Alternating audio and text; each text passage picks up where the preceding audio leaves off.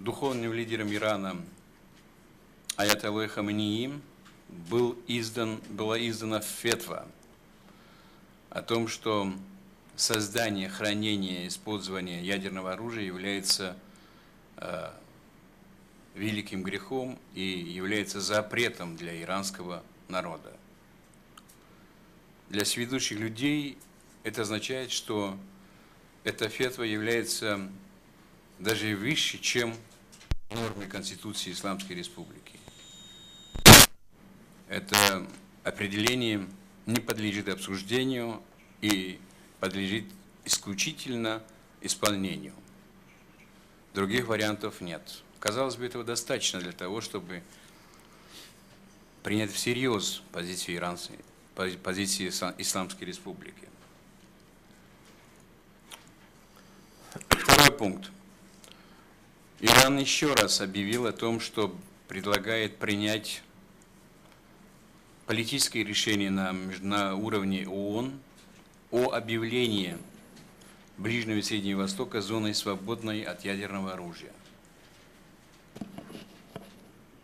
Ни одна страна, которая добивается создания ядерного оружия, не выдвигает такие требования, чтобы потом запретить или объявить эту зону свободной от ядерного оружия. Никто, между прочим, на это предложение не реагирует. У Запада и представителей МАГАТЭ уже образовался четкий иммунитет на хорошие предложения Ирана. Они пропускают просто мимо себя все эти ключевые предложения. И третье. Иран готов к широкому спектру взаимодействия с МАГАТЭ, с другими структурами, представляющими международное сообщество, открыть доступ ко всем своим объектам, которые представляют интерес для разных организаций и структур, практически беспрепятственно может содействовать тому, чтобы мировое сообщество получило любую информацию из тех объектов и структур, которые могут вызвать настороженность или озабоченность Запада, но при этом Иран выдвигает одно всего лишь требование – признать совершенно официально на международном уровне неотъемлемое право Ирана на развитие ядерной энергетики и снять все существующие санкции.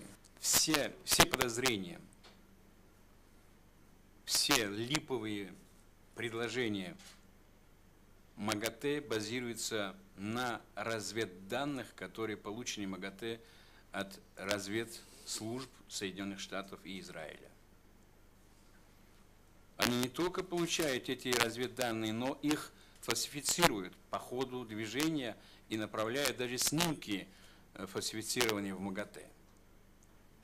Мы были свидетелями того, что многие объекты в Парчине, рядом с Парчином, нетронутая земля и так далее и тому подобное, которые совершенно очевидно невооруженным глазом можно увидеть, что ничего там не происходит,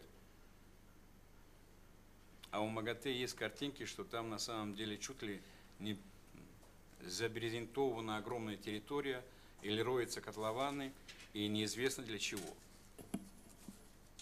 И, наконец, вчера в Тегеране новые подозрения выдвинуты против Ирана. Они говорят, что рядом с Парчином Иран спешным образом роет котлован практически 2,5 гектара и по нашим, говорит, данным старается сместить следы развития ядерной программы военного составляющего, скрыть эти следы. Откуда эти данные? Кто их, так сказать, проверял? Почему, так сказать, на таком высоком уровне опираются на такие данные? Это вопрос большой. Одним словом, тегеранская встреча прошла абсолютно безрезультатно. Очередной раунд переговоров назначен на 12 февраля. Хотя Накерс заявил о том, что есть прогресс, но совершенно очевидно, что Запад, Соединенные Штаты, которые контролируют, практически управляют МАГАТЭ, заинтересованы вот в таком вялотекущем, подвешенном состоянии иранской ядерной программы.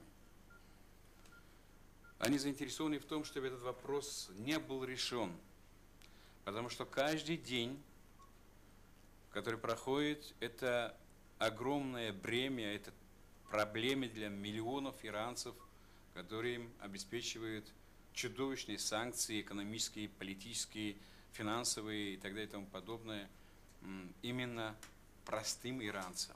Позиция МАГАТЭ, которая направлена на сохранение существующего положения, на сохранение чудовищного положения давления на Исламскую Республику, к сожалению, имеет тенденции на продолжение. Мы изучили подходы МАГАТЭ за вчерашний, позавчерашний день в ходе заседания, и не было ни одного рационального предложения со стороны МАГАТЭ. Они говорят, что нам нужно добиться структурных изменений в политике Исламской Республики. Но позвольте, а что такое структурные изменения? Кто устанавливает эти структурные изменения? Кому это интересно? А кто дал право, в конце концов, выдвигать такие предложения насчет суверенного государства? Кто определяет такие принципы структурных изменений Исламской Республики? Поэтому я полагаю, совершенно очевидно, что нет результатов по вине МАГАТЭ, поскольку МАГАТЭ совершенно не заинтересована в решении иранской ядерной программы и стабилизации обстановки в этой стране. Все знают, завершая свое выступление, скажу, что это в свою очередь продиктовано тем, что главная задача не забота и переживания глубокие относительно распространения ядерного оружия и сохранения мира на международном уровне и, собственно говоря, защита интересов своих партнеров в регионе. А это обеспечивает решение политического решения Запада относительно изменений политической системы Ирана.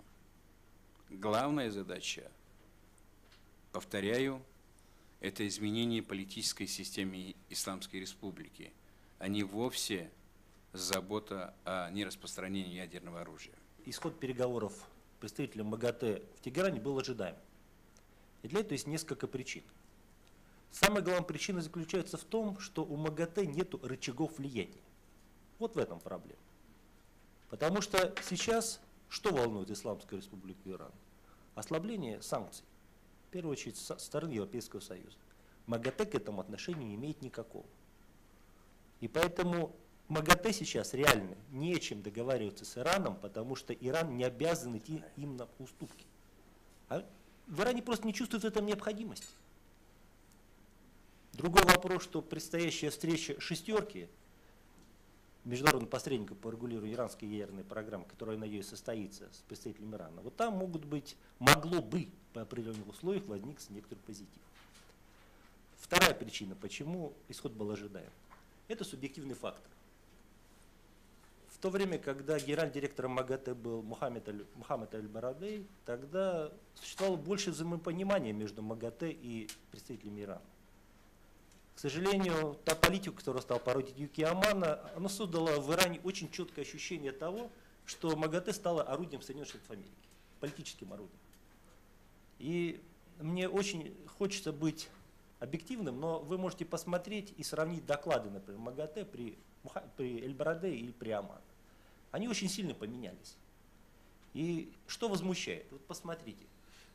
В прошлом году Иран сделал очень серьезный шаг. Он пошел на переработку 30%, даже больше 30%, наработан 20% обогащенного урана на производство ядерного топлива. Вот смотрите, в прошлом году Иран до 40% имеющих у него запасов гексафторида урана, обогащенного до 20%, переработал в оксид с целью производства ядерного топлива. То есть он реально сократил собственные запасы урана, обогащенного до 20%. Причем серьезно сократил. МАГАТЭ должны были на это отреагировать позитивно. Но этого не было. Это осталось незамеченным. То же, что выставляют Ирану, ну, вы понимаете, это все тянется с года в год в основном. И если вы посмотрите, например, ноябрьский доклад генерального директора МАГАТЭ, вы увидите, что новизны там нету. Можно сравнить, например, с августовским докладом. То есть практически то же самое с некоторыми правками. И вот это, конечно, очень сильно настораживает.